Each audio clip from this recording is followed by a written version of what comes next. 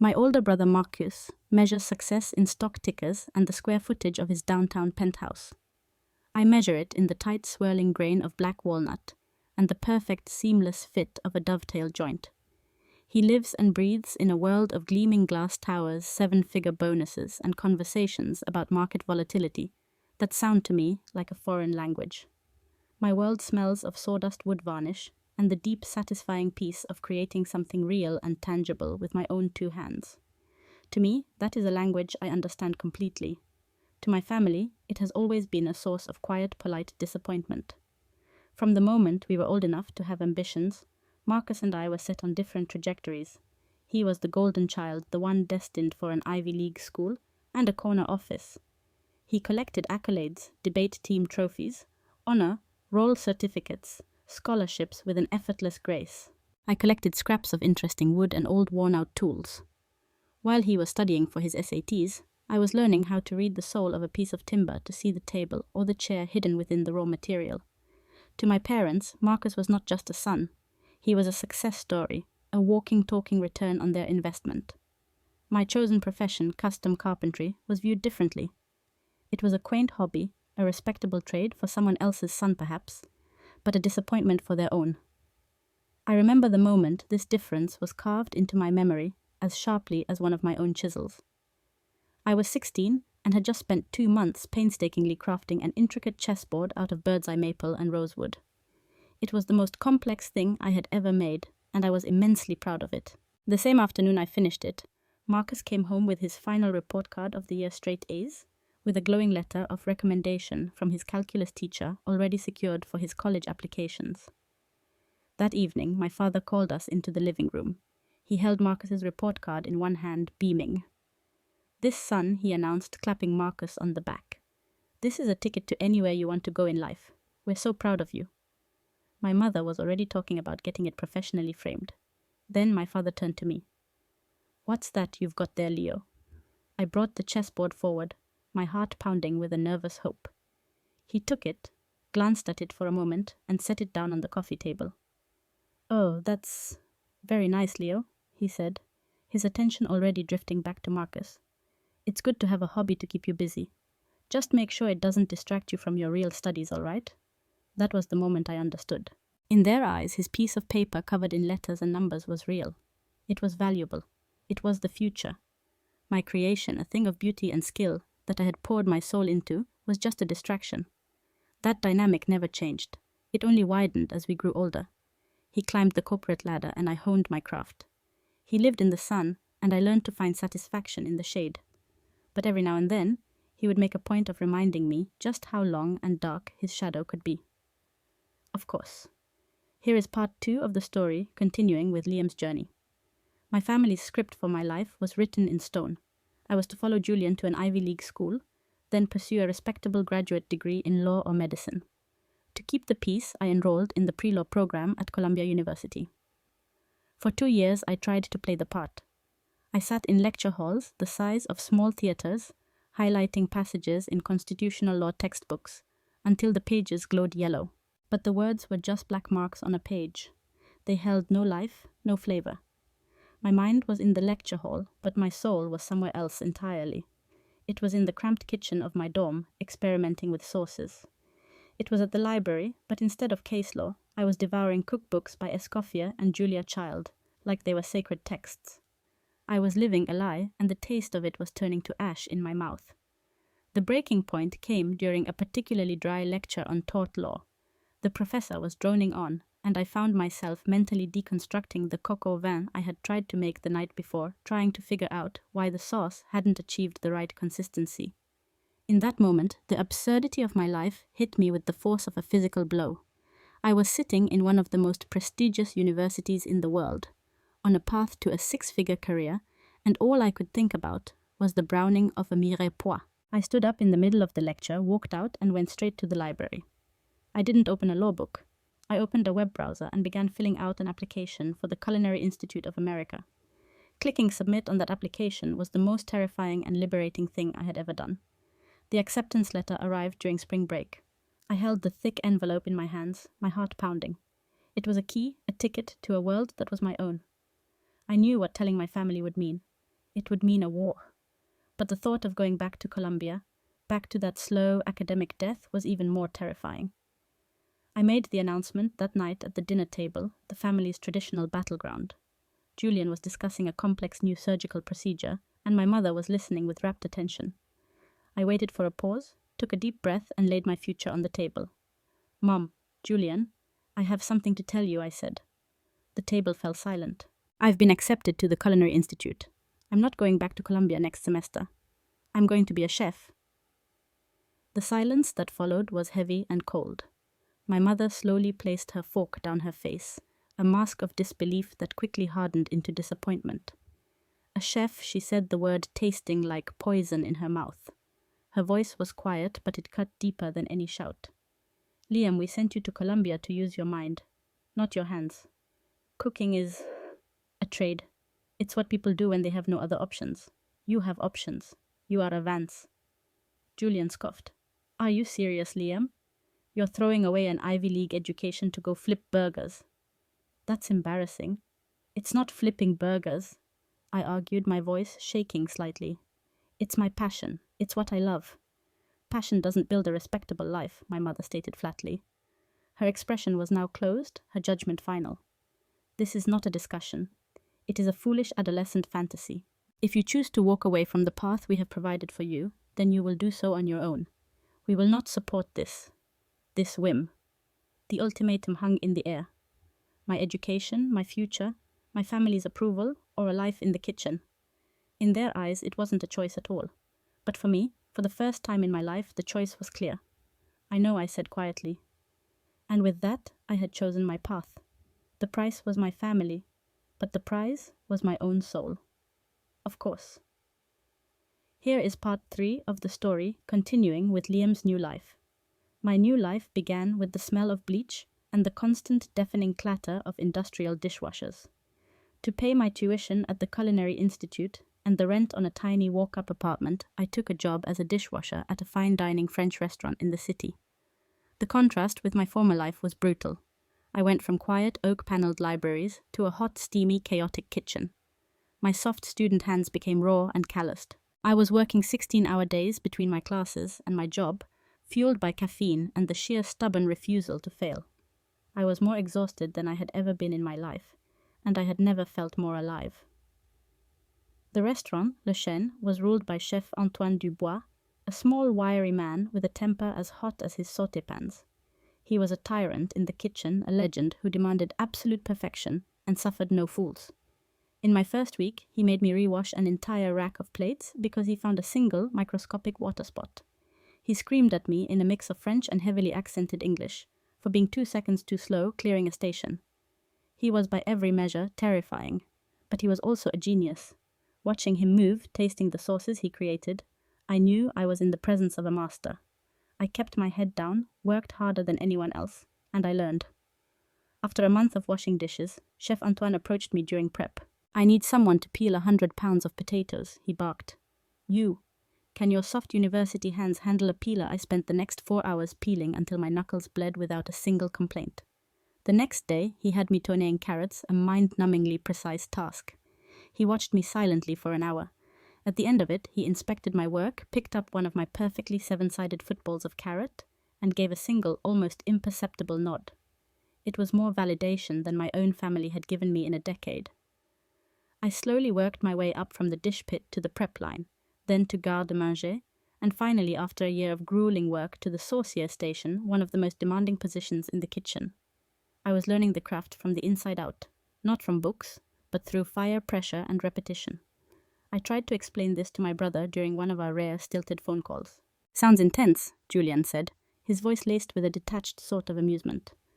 "Well, just so you know, Mom's telling everyone you're just taking a gap year to find yourself before applying to law school. It saves a lot of awkward questions at her faculty parties." The lie was a punch to the gut. While I was sweating through 80-hour work weeks and dedicating myself to a difficult craft, they were protecting their friends from the embarrassment of my reality. It was in the chaotic world of the kitchen that I met Chloe. She was the restaurant's new sommelier, a woman who moved through the frantic dinner service with an impossible grace. She had a deep encyclopedic knowledge of wine, but she spoke about it with passion, not pretension. We bonded late one night after a brutal Saturday service, sharing a cheap beer while leaning against the dumpsters in the alley. She understood the exhaustion, the pressure, the strange obsessive love for an industry that demanded everything from you. She didn't see a failed academic, she saw a fellow artist. She tasted a sauce I was working on and her eyes lit up. "There's real depth there, Liam," she'd said. "You have a great palate." She saw me. My life had been forged anew in the crucible of the kitchen. I was broke. I was perpetually tired, and I was estranged from my family.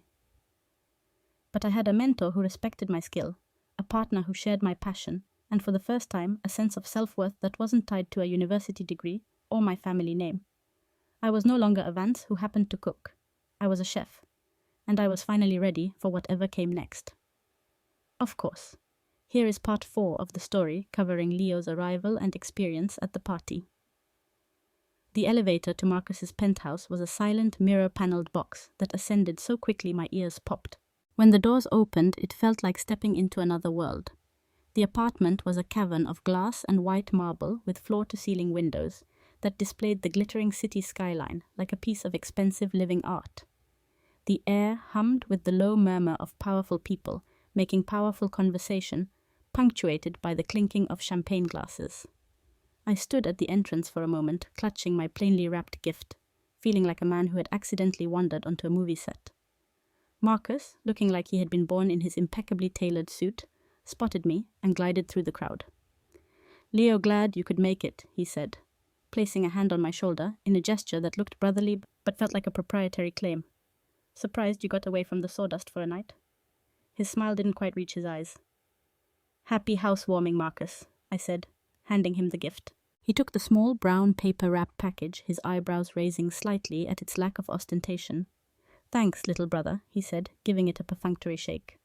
He unwrapped a corner, glanced at the dark burled wood for a fraction of a second, and offered a tight, dismissive smile.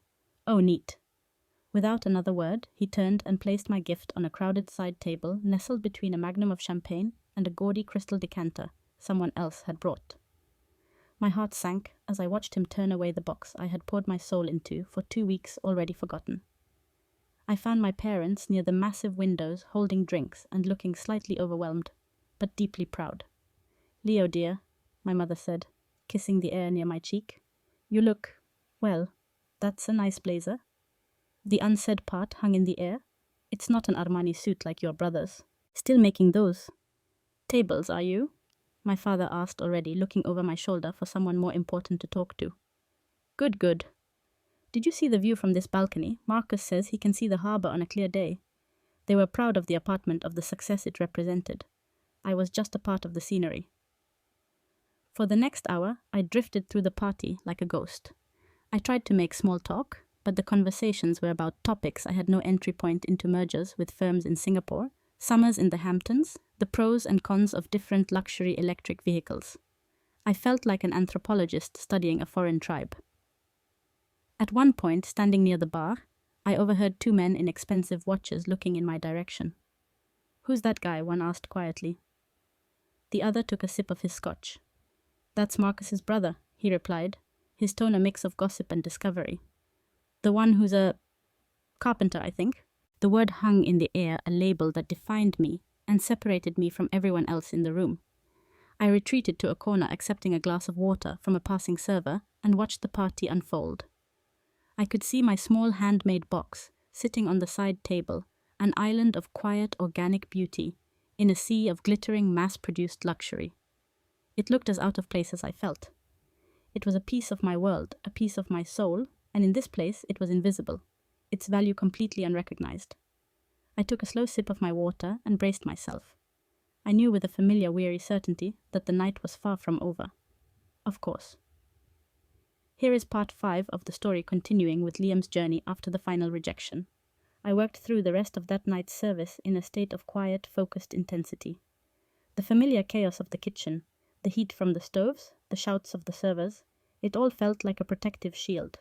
When the last plate had been sent out and the kitchen was finally quiet, Chloe found me wiping down my station. She didn't say anything, just handed me a cold beer. "They didn't let you in, did they?" she asked softly. I shook my head, taking a long drink. "Worse?" I said. She told me not to even try. that my presence would be confusing for her colleagues. I told her everything, the patronizing tone, the inhospitality comment, the final surgical dismissal. Chloe's eyes blazed with an anger. I was too numb to feel myself. Those pretentious, heartless. She stopped herself, taking a deep breath. I'm so sorry, Liam.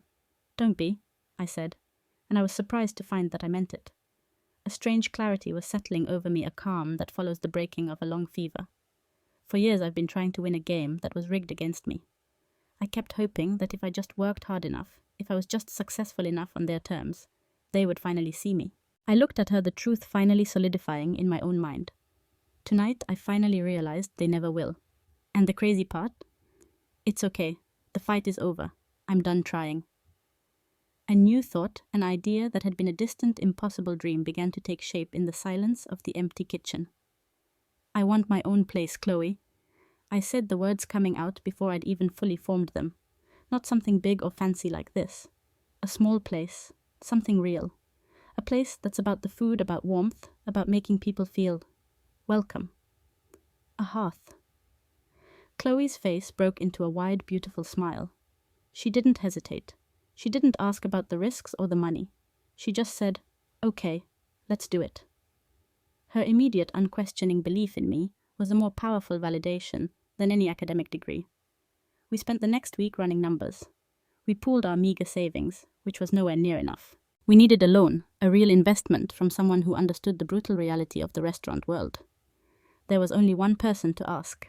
Approaching Chef Antoine felt more intimidating than facing my entire family.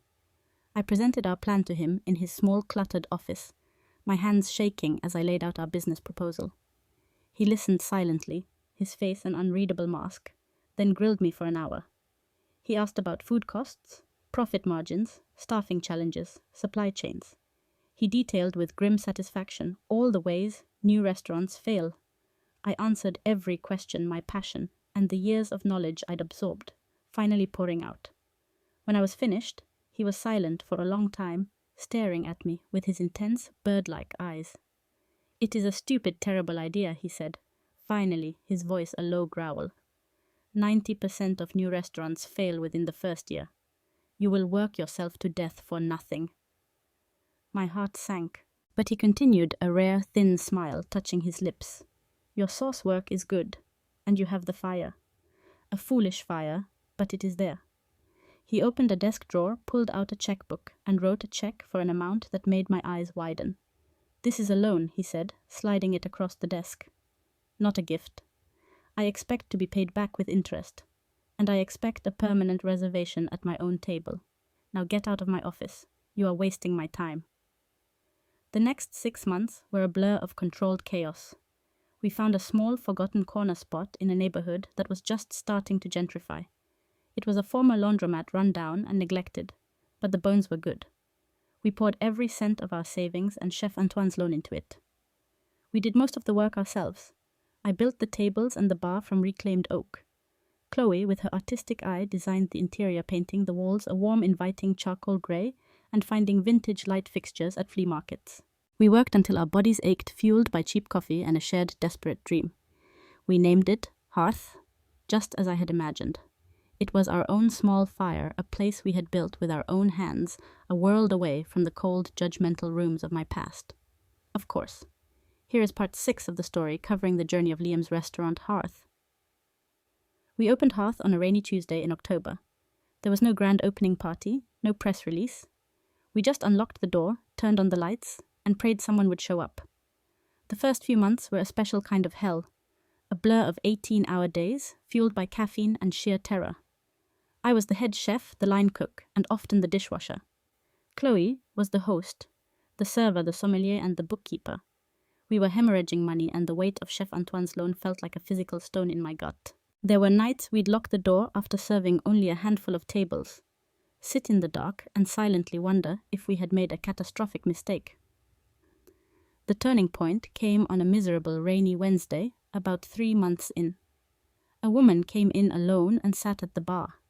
She didn't look like a food critic, no notebook, no air of self-importance. She just looked like someone trying to get out of the rain. She ordered 3 different appetizers, our signature braised short rib, and asked Chloe thoughtful questions about the wine pairings. We didn't think anything of it until a week later. The review was published online in the city's most influential food blog. The title was simply, "Hearth is the truest restaurant in the city." The critic wrote not just about the food, but about the feeling of the place. Chef Vance's cooking is not about trends or molecular gastronomy, she wrote. It is about memory, about warmth, about truth. Each dish feels like a story, a generous act of hospitality from a chef who clearly loves what he does. In a city full of loud, pretentious dining rooms, Hearth is a quiet, confident fire. It feels like coming home. The effect was instantaneous. The next day, our phone started ringing and didn't stop. We were fully booked for the weekend. The weekend after that, we were booked for the entire month. The quiet hum of failure was replaced by the vibrant, chaotic buzz of success. We were finally able to hire a proper staff-talented young cooks who shared my passion and warm professional servers who worked under Chloe's graceful direction. 1 year turned into 2, then 3. Hearth was no longer just a neighborhood gem. It became a culinary destination. We were featured in national food magazines. We won local awards. I was invited to cook at prestigious food festivals. The boy who was told he was wasting his mind on a trade was now being called an artist, a visionary. The irony was not lost on me. The ultimate validation came on a Tuesday afternoon 3 years after we opened. Chloe and I were in the office going over invoices when an email arrived with the subject line, "Confidential Michelin Guide Announcement."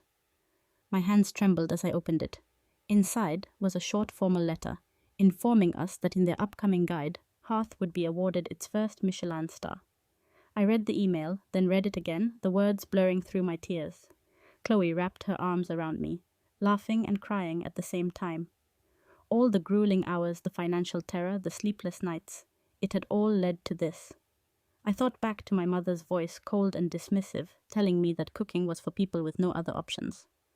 I looked around my beautiful, bustling, celebrated restaurant, a place built not on a family name or an Ivy League degree, but on my own 2 hands.